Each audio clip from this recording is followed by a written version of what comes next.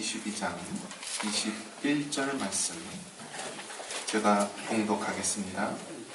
주 예수의 은혜가 모든 자들에게 있을지어다. 아멘. 우리 하나님 좋으신 하나님인 줄 믿습니다. 뭐든지 결론을 알면은 우리가 두려워할 필요가 없는 것입니다. 그래서 우리가 영화를 볼 때도 결론을 알면은 두려워하거나 당할 필요가 없지요. 특히 주인공이 사느냐 죽느냐, 끝이 해피엔딩이냐 아니면 비극이냐. 그런데 결론을 안다고 생각했을 때 중간에 일어나는 여러 가지 어려움과 또 위협은 다 극복해낼 것이라고 생각을 하고 우리가 이해할 수 있습니다. 우리 인생도 마찬가지입니다. 우리 인생도 우리 예수님께서 승리하시고 또 예수님을 믿는 우리도 승리할 줄 믿습니다. 그래서 중간에 일어나는 여러 가지 수고와 슬픔과 어떠한 아픔도 우리의 잠깐의 괴로움은 될 수 있지만 우리는 비극이 아닌 우리 예수님과 승리할 줄 믿습니다. 우리가 살고 있는 이 시대는 굉장히 많은 변화와 또 발전을 이뤘습니다. 사람들이 과학이 발전하고 또 사회가 발전하고 사람들 의식과 또 인권과 여러 가지들이 발전하면은 살기 좋은 시대가 올 거라고 생각을 했지만 우리가 아무리 세상이 발전을 한다 그래도 우리 눈가에는 눈물이 그칠 날이 없어요. 또 우리의 마음을 아프게 하는 그런 아픈 일들은 끊임없이 우리에게 오는 것이 이 땅의 삶입니다. 지난주 목요일에도 아쉬운 사건이 일어났습니다. 스포츠센터 또 사우나와 같이 있던 그 건물에서 화재가 나가지고요. 29명이 안타까운 목숨을 잃었고 수십 명이 부상을 당하였습니다. 우리나라처럼 소득이 3만 불에 가까운 그런 선진국의 대열에 오를 수 있는 이러한 나라가 어떻게 아직도 이러한 후진국형 사고 또 마음을 안타깝게 하는 사고가 끊이지 않을까. 그 사망자 유가족들 중에 한 사람이 이런 이야기를 하더라고요. 세월호 사건 이후에 도대체 나아진 것이 무엇이 있느냐? 변한 게 없다라고 말합니다. 여러분 생각은 어떻습니까? 정말 세월이 지나고 시간이 흐를수록 점점 살기 좋은 시대, 우리에게 정말 파라다이스, 낙원과 같은 시대가 올 것 같습니까? 아니면 점점 힘들고 어려운 시대, 신앙생활하기 어려운 그런 시대를 맞이할까요? 성경은 말합니다. 시간이 지날수록 점점 이 세상은 환난과 고통과 아픔이 더해갈 것이다 라고 말합니다. 왜냐하면은 우리 예수님이 재림하실 날이 다가오기 때문에 바로 이 세상은 마지막을 향해서 달려가고 있는 것입니다. 그렇기 때문에 사탄 마귀들은 끊임없이 삼킬 자를 찾으려고 달려들고 있고요. 믿는 하나님의 백성들은 끊임없이 눈물과 고통이 마를 길이 없는 시대를 살고 있습니다. 하지만 환난이 심할수록 고통이 깊어갈수록 부어주시는 하나님의 은혜도 더 크신 줄 믿습니다. 29명의 사망자들 중에서 또 안타까운 사망도 있습니다. 다 안타깝지만 그 중에 목사님도 두 분이 계시더라고요. 62살, 42살. 한 교회에서 담임 목사 부교육자를 했던 그런 목사님이고 또 충주 지역에 그러한 목사님들 모임에 참석했다가 사우나에 갔다가 참변을 당하게 됩니다. 그분은 정말 어려운 여건 가운데서도 목회하느라고 바둥바둥 열심히 헌신하며 살아왔는데요. 그 사망의 그림자를 피할 수가 없었습니다. 또 어떤 권사님들도 계셨습니다. 두 권사님은 성탄절을 앞두고 어려운 이웃들을 돕기 위해서 선물들을 포장하고 준비한 일을 하고 또 그곳에 갔다가 참변을 당하기도 하였습니다.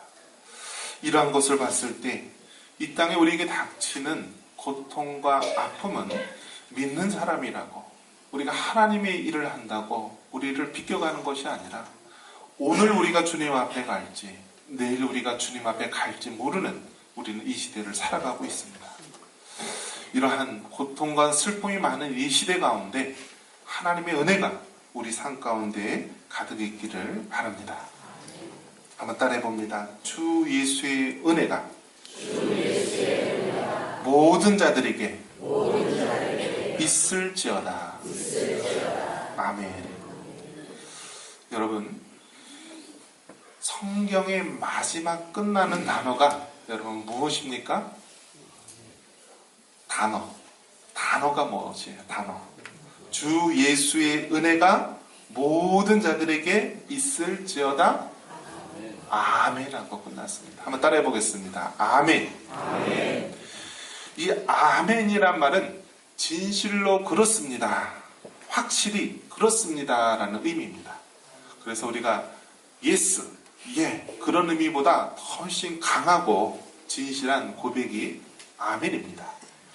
그래서 이 아멘이란 말은 아람어인데요, 세계 공용어입니다.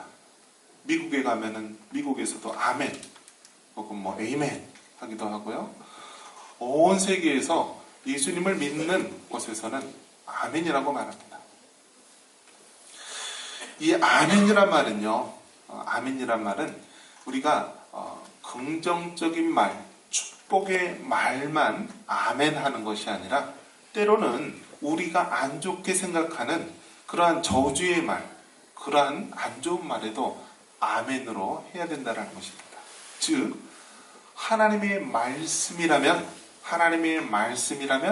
아멘이 되는 줄 믿으시기 바랍니다.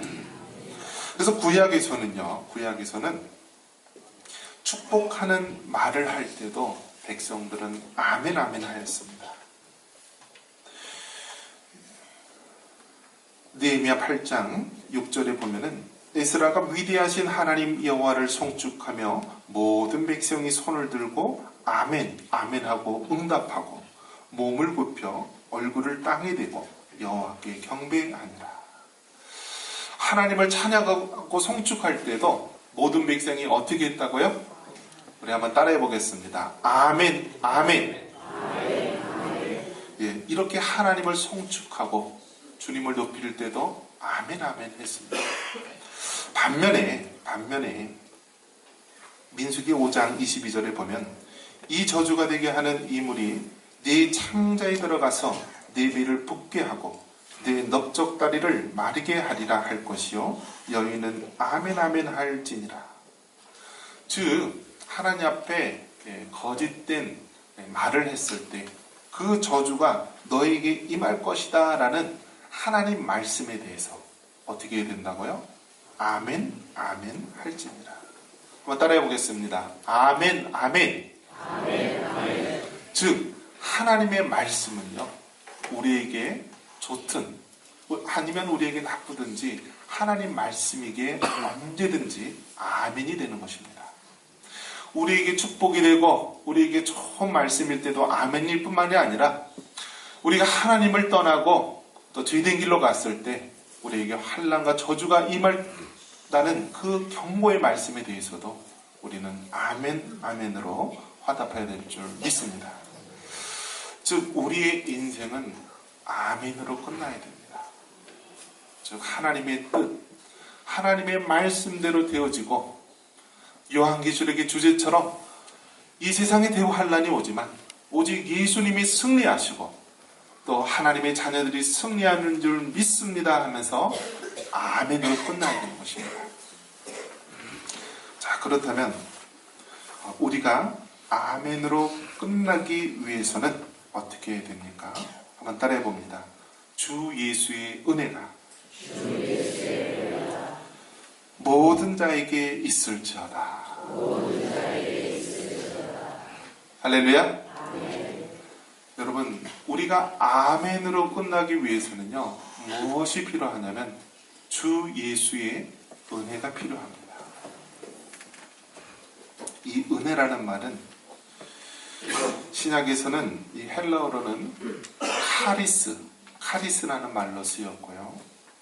또 구약 히브리어로는 헤세드라는 말로 쓰였습니다.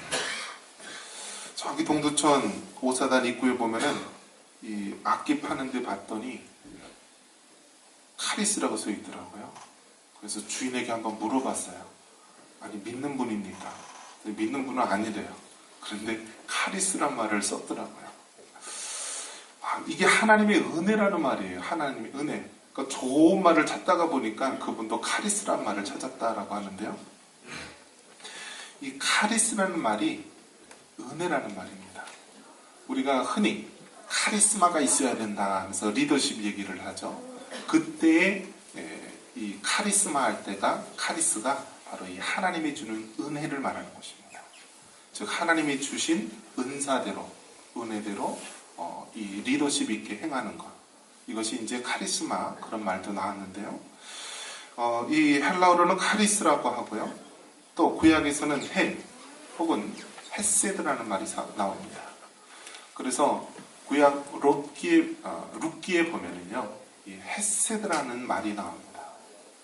이방 여인, 이 이방 여인이 어머니를 모시고 또 믿음 가운데 살다가 결국 그의 자손이 이제 다윗의 조상이 되는 그런 축복을 얻게 되는 것이죠. 여기서 나오는 것이 이제 인애, 이것을 다른 말로 한다면 헤세드, 은혜라고 말할 수 있는 것입니다. 우리의 삶 속에 정말 하나님의 뜻대로 이루어지는 아멘이 되기 위해서는 우리에게는 하나님의 은혜가 필요한 줄 믿습니다. 자, 그렇다면 먼저 어디에 우리 하나님의 은혜가 임해야 합니까? 한번 따라해 보겠습니다. 우리 마음 가운데 하나님의 은혜가 있어야 된다. 할렐루야. 여러분, 우리의 마음 가운데 하나님의 은혜가 있어야 됩니다. 잠언 4장 23절에 모든 지킬 만한 것 중에 더욱 내 마음을 지키라. 생명의 근원이 이에서 남이니라. 내년도 주제 말씀이기도 한데요. 마음을 지키라고 말합니다. 왜 그러냐? 생명의 근원이 이 마음에서 나오기 때문에 그렇다라고 말합니다. 이 세상은요, 마음을 인정하지 않습니다. 영혼의 존재를 인정하지 않습니다.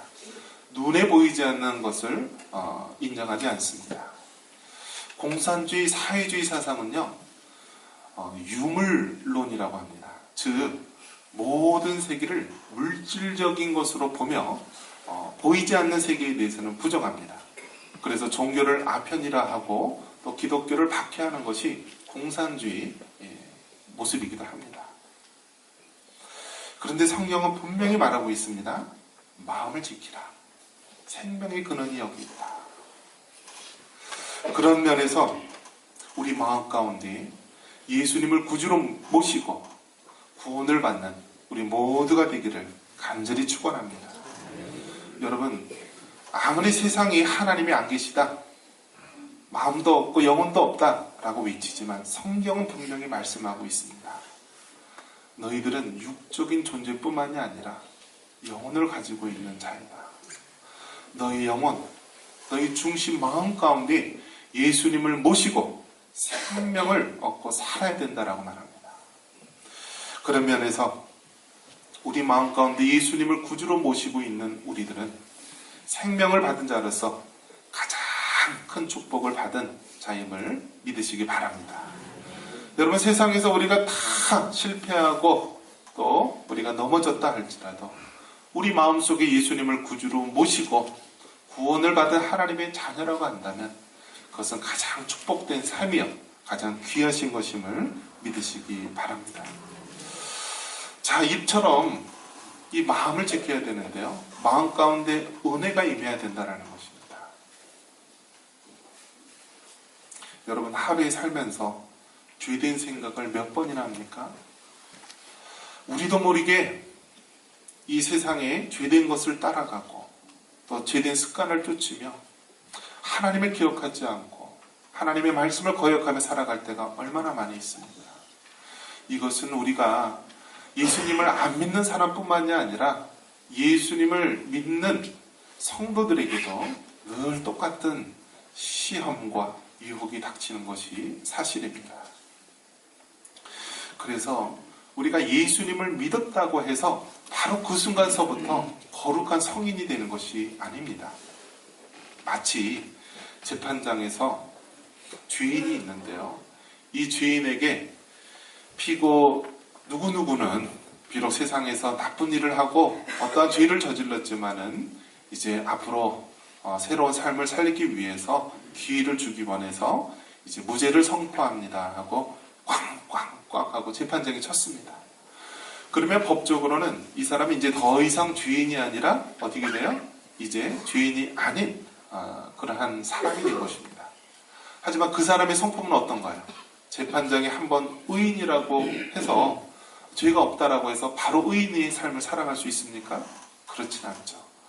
법적으로는 죄인에서 의인의 신분으로 죄가 없는 사람으로 됐을지 모르지만은 아직도 그 사람의 이 본성, 그 사람의 성품은요, 죄된 영향을 가지고 있다는 것입니다.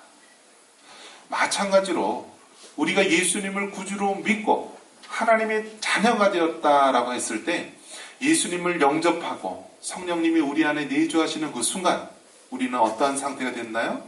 마치 재판장이 죄가 없는 자로 의인으로 부른 것처럼 우리는 의인이 된 것입니다. 신분이 죄인에서 의인으로 되었지만 아직도 우리는 어떠한 성품을 가지고 있나요? 죄된 성품을 가지고 있는 것입니다.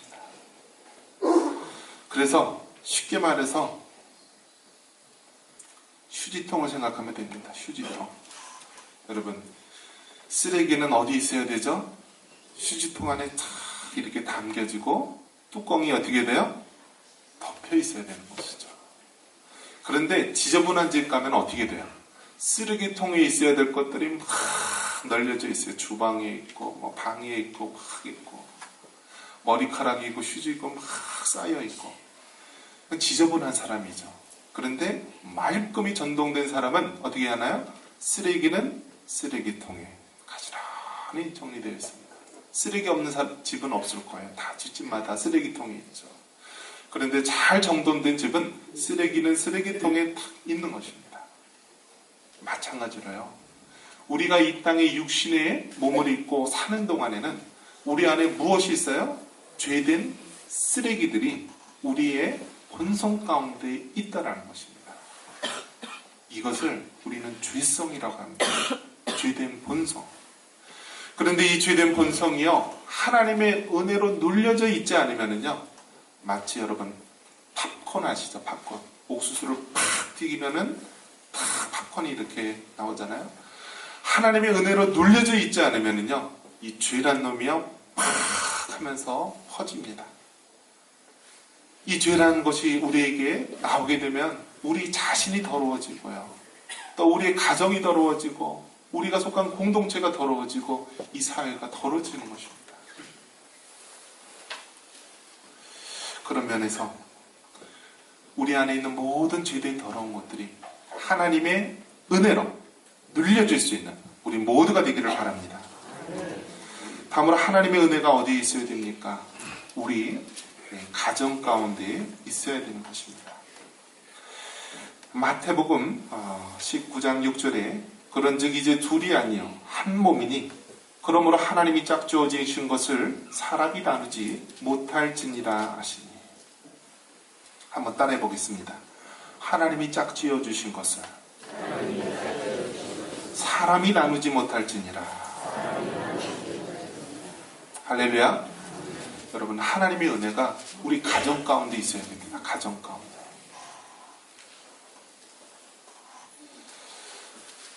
이 마지막 때가 되면서요, 사탄이 노리는 것이 뭐냐면 가정을 깨는 일을 하고 있습니다. 그러면서 요즘에는 어떠한 논리를 펴냐면요, 과거에는 양성평등을 주장합니다. 여러분, 양성평등은 뭐죠? 남성과 여성을 평등하게 하는 것입니다. 그런데 지금 정말 그 NGO 단체나 시민단체들이 또 동성애자들 그런 사람들이 하는 것이 무엇이냐면은 양성평등이 아닌 성평등을 하려고 하는 것입니다. 그러면 양성평등이나 성평등이나 뭐 그게 그거 아닙니까? 라고 하는데요. 전혀 다르다는 것입니다. 양성평등은 남성과 여성을 평등하게 하는 것이라고 한다면 성평등은 이 성 개념을 없애서요. 남성과 여성뿐만이 아니라 트랜스젠더, 동성애자, 또 성소수자 이런 사람에 대한 모든 것들을 평등하게 한다는 것입니다.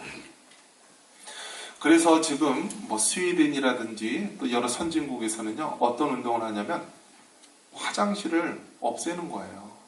기존에 남자 여자 화장실 된 거를요 어떻게 하냐면 공용 화장실로 만드는 거예요.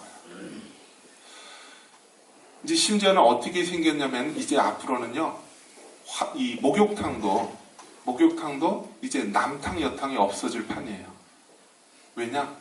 이제 남성이라 할지라도 여탕에 갈 수 있는 시대가 이제 다가온다라는 거예요. 법원에서 우리나라에서도 판결을 내렸는데요. 과거에는 남성이 여성이 되기 위해서는 외과적인 수술을 해야 되는 거였습니다. 그러면은 그 사람에 대해서 여성으로서 인정을 해주는 것입니다. 그런데 지금은 외과적인 수술 없이도 이 사람이 남성인데 내가 여성이다 나는. 근데 외과적인 수술을 할 능력도 안 된다. 그래서 난 여성처럼 살겠다 해도 사회가 막지 못하는 시대가 된 것입니다. 그러면 어떻게 되나요? 남자가 여자 화장실에 들어갈 수 있고요.